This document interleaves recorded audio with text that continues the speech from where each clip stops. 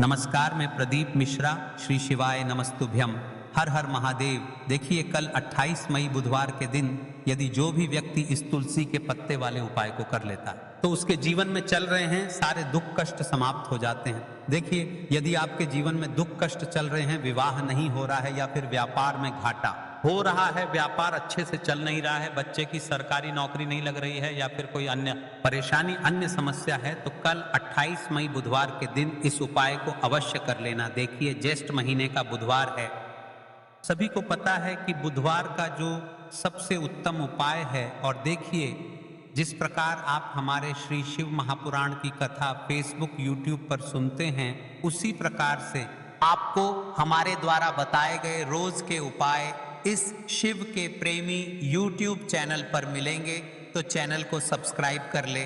रोज दैनिक वाले उपाय करने के लिए वह तुलसी माता के 3 पत्ते का विशेष उपाय है। तो ये उपाय हम आपको अंतिम में बताएंगे, उससे पहले आपको कुछ छोटे छोटे उपाय बताएंगे जो मेरी माताएं बहनें हैं वह उपायों को किसी अन्य दिन भी करेगी तो उनके लिए दायक रहेगा, और या फिर कल के दिन ही करेगी तो उनके लिए और भी अच्छा रहेगा। देखिए, ये जो उपाय है, ये उपाय अभी की शिव महापुराण की कथा से निकल गए उपाय हैं। ये उपाय गुप्त उपाय थे, हमने आपको बताया था, जैसे कि हम आपको कुछ गुप्त उपाय भी बताएंगे।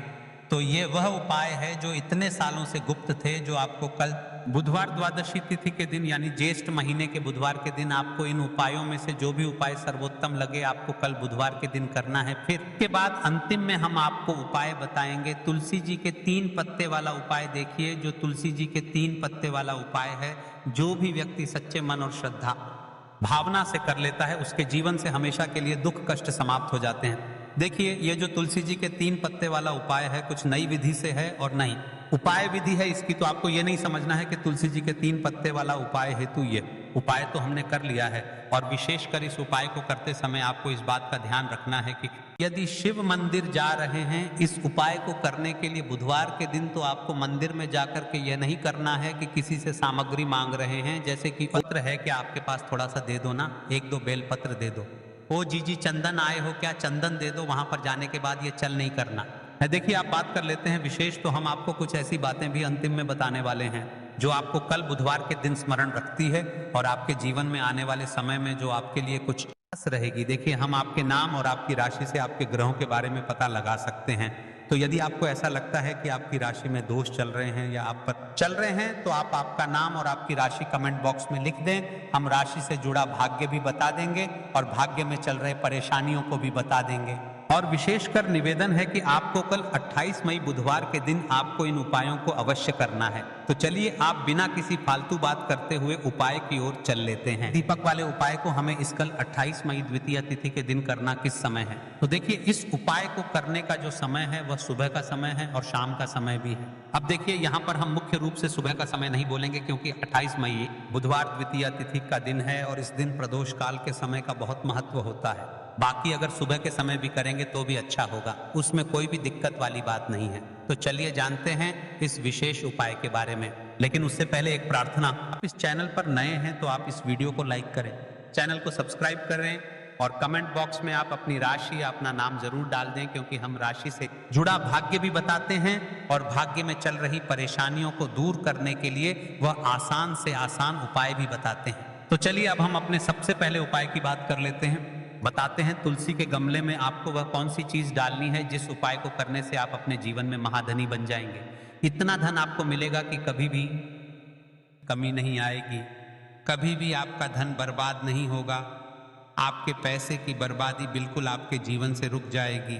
और जो लोग कहते हैं कि घर में पैसा तो आता है, पैसा रुकता नहीं है और पैसा बढ़ता नहीं है, वृद्धि नहीं हो रही है, उन्हें भी विशेष यह तीसरा उपाय बुधवार वाले दिन जरूर करना चाहिए। तो देखिए, पहले ही आपको बता दिया कि श्री हरि विष्णु की पूजा और उनका भोग श्री मतलब तुलसी मैया के बिना अधूरा है ना। और तुलसी मैया जो है वह श्री हरि विष्णु के बिना अधूरी है। तो देखिए, जब भी आप तुलसी का कोई उपाय करेंगे तो सीधे सीधे आप श्री हरि विष्णु को प्रसन्न कर लेते हैं। अब व्यक्ति को, यानी जो भी व्यक्ति है, किस व्यक्ति को कितना धन देना है, यह श्री हरि विष्णु के हाथ में होता है। धन देने का काम माँ लक्ष्मी करती है, जो कि माँ तुलसी का ही एक रूप है। माँ तुलसी जो है यह माता लक्ष्मी का ही स्वरूप है ना। तो आपको करना क्या है, आपको लेनी है यहाँ पर हल्दी पिसी हुई, जो कि श्री हरि विष्णु से जुड़ी हुई है। के गुरु ग्रह से जुड़ी हुई है। आपकी कुंडली में गुरु को मजबूत करती है, सुख सौभाग्य को खींचने का काम करती है, धन को बढ़ाने का काम करती है। तो एक चुटकी पिसी हुई हल्दी आपको लेनी है और यह पिसी हुई सूखी हल्दी ही आपको अपने गमले में, तुलसी का पौधा जिस गमले में लगा है उसमें अच्छे से इस हल्दी को डालना है, ठीक है ना। और ओम नमो भगवते वासुदेवाय नमः इस मंत्र का जाप करना है। कितनी बार? कम से कम 11 बार जाप करना है। ओम नमो भगवते वासुदेवाय नमः इस मंत्र का जाप करते रहना है और हल्के हल्के से तुलसी के पौधे में आपको पूरे गमले में पीसी हुई हल्दी का छिड़काव करना है। तो देखिए, जो व्यक्ति इस उपाय को कल बुधवार के दिन कर लेता है, ऐसा समझ लीजिए अपने जीवन से नहीं आने वाली 7 पीढ़ियों के जीवन से निर्धनता और गरीबी को दूर कर देता है। क्योंकि हल्दी जो है ना, यह साधारण नहीं है।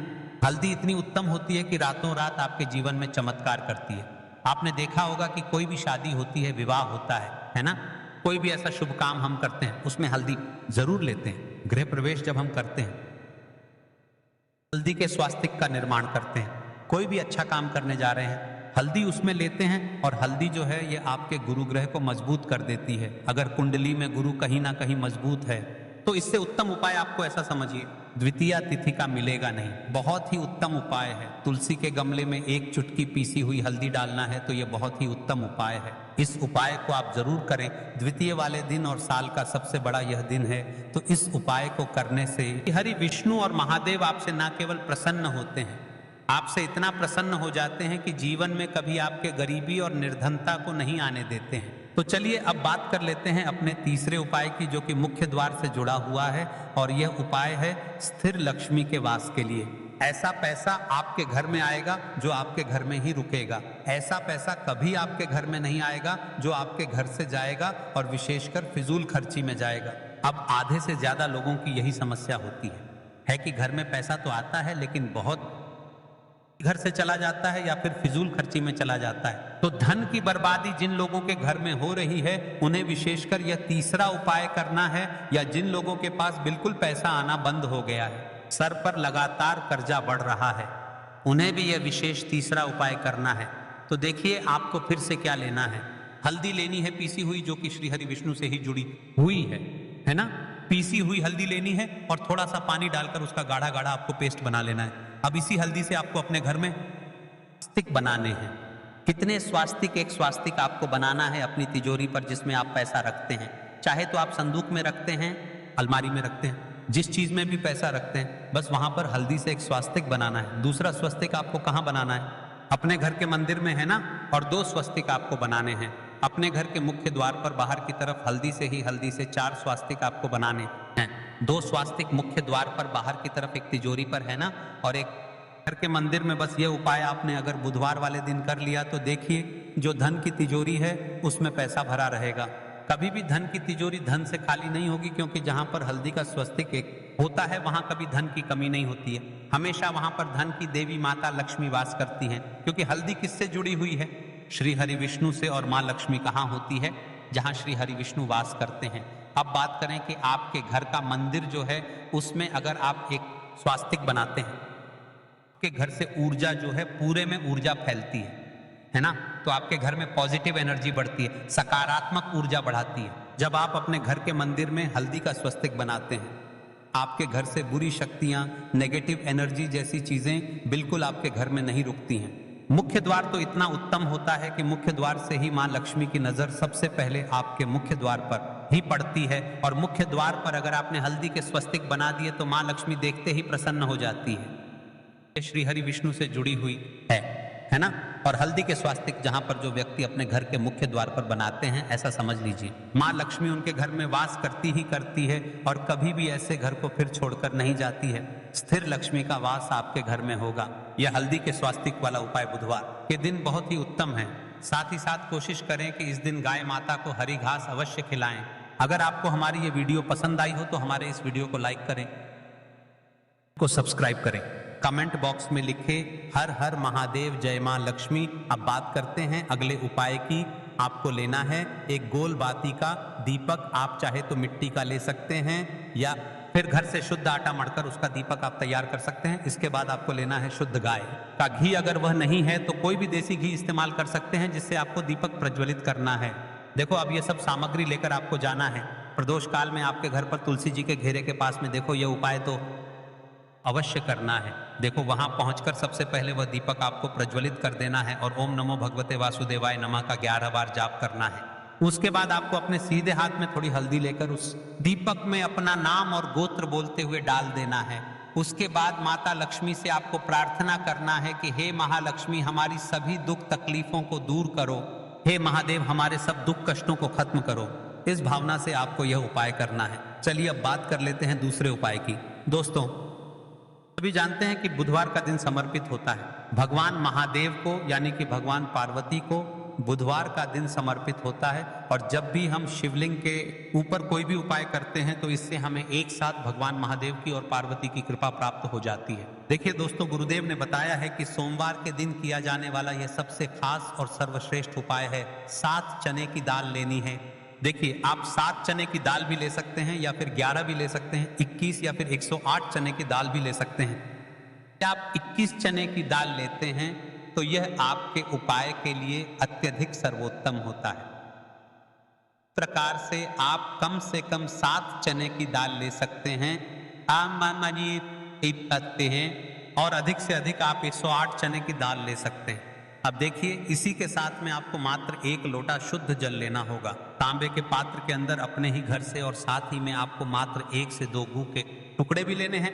देखिए सोमवार का दिन भगवान महादेव को समर्पित होता है। आपको ये और जो सारी सामग्रियां हैं इन्हें लेकर के पहुंच जाना है भगवान शिव के मंदिर में। इस उपाय को आप सुबह से लेकर के शाम तक किसी भी समय में कर सकते हैं, लेकिन यदि आप शाम के समय इस उपाय को करते हैं तो यह उपाय आपके लिए और अधिक सर्वोत्तम होता है। तो यदि आपको प्रदोष काल के समय में समय मिल जाता है तो फिर आप प्रदोष काल में भी कर सकते हैं, या फिर आप पूरे ही दिन में किसी भी समय इस उपाय को कर सकते हैं। देखिए शिव मंदिर पहुंचने के बाद सबसे पहले तो आपको दक्षिण दिशा में बैठ जाना है। उत्तर दिशा आपको अपना मुख कर लेना है, लेकिन यदि शिवालय में भीड़ है, शिव मंदिर में भीड़ है, तो फिर आप किसी भी दिशा में बैठकर इस उपाय को कर सकते हैं।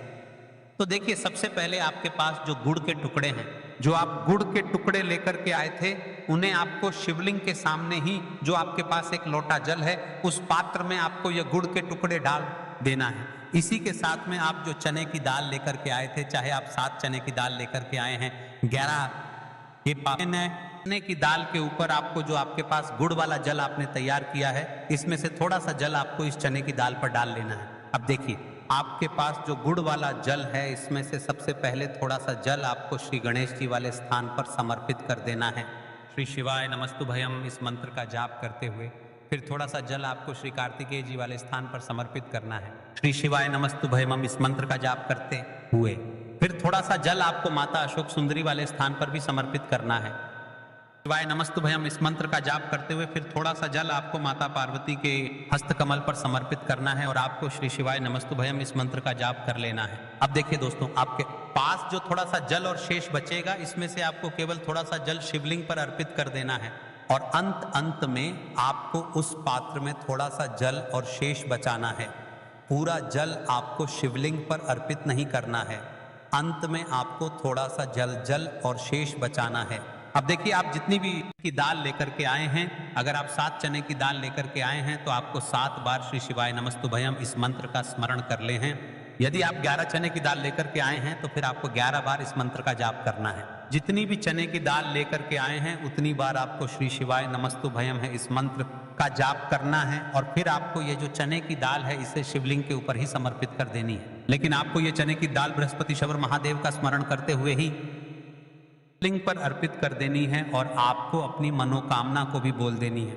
आपकी जो भी मनोकामना है, चाहे वह धन प्राप्ति को लेकर हो, नौकरी से संबंधित हो, विवाह से संबंधित हो, या फिर आपके मकान जमीन जायदाद से संबंधित हो, चाहे गृह क्लेश से संबंधित हो, या फिर किसी भी प्रकार की जो मनोकामना है उसे आपको बृहस्पति शवर महादेव से परिपूर्ण करने की प्रार्थना कर लेनी है। और इसके बाद आपके पास जो पात्र के अंदर थोड़ा सा सेज जल और बचा हुआ था, इसे भी धीरे धीरे भगवान शिव की शिवलिंग पर ही अर्पित कर देना होगा।